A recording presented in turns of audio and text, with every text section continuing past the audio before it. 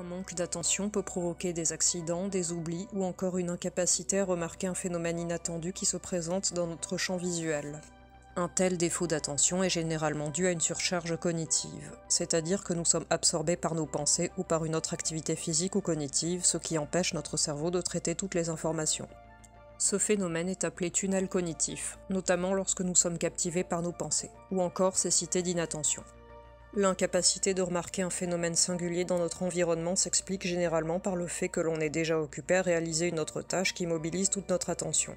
Par exemple, une expérience bien connue des psychologues a montré que la moitié des participants occupés à compter le nombre de passes entre les joueurs d'une équipe de basket lors d'un match n'a pas remarqué qu'un homme déguisé en gorille s'est promené au milieu du terrain de jeu.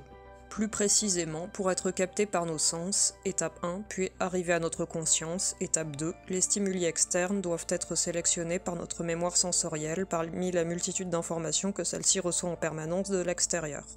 Aussi, la cécité d'inattention se manifeste lorsque quelque chose interfère entre l'étape 1 et l'étape 2. Il y a 3 causes possibles. La faiblesse du stimulus. Bien que l'on ait perçu le stimulus, il n'est pas suffisamment surprenant pour arriver à notre conscience.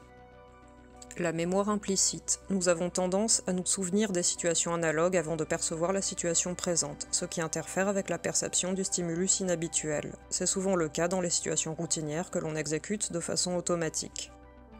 Le manque d'attention. Nous ne percevons pas du tout le stimulus insolite car nous sommes concentrés sur une autre tâche. Avoir conscience de notre environnement nécessite l'activation de nombreuses aires cérébrales. Toutefois, seul un petit nombre d'entre elles est impliqué dans la cécité d'inattention. Il s'agit notamment d'un réseau qui inclut une partie du cortex frontal et des cortex pariétaux jusqu'à l'amygdale. Ainsi, si un phénomène correspond à nos attentes, les signaux relatifs à cet événement sont sélectionnés en entrée de ce réseau et sont renforcés. Au contraire, si une situation contrarie nos attentes, les signaux associés à cette situation sont généralement filtrés à l'entrée du réseau qui reste alors inactif, et c'est justement ce qui se produit dans le test du gorille. En somme, notre cerveau a tendance à sélectionner et renforcer les informations qu'il souhaite percevoir et à éliminer les autres. Bonne journée et à bientôt pour de nouveaux contenus.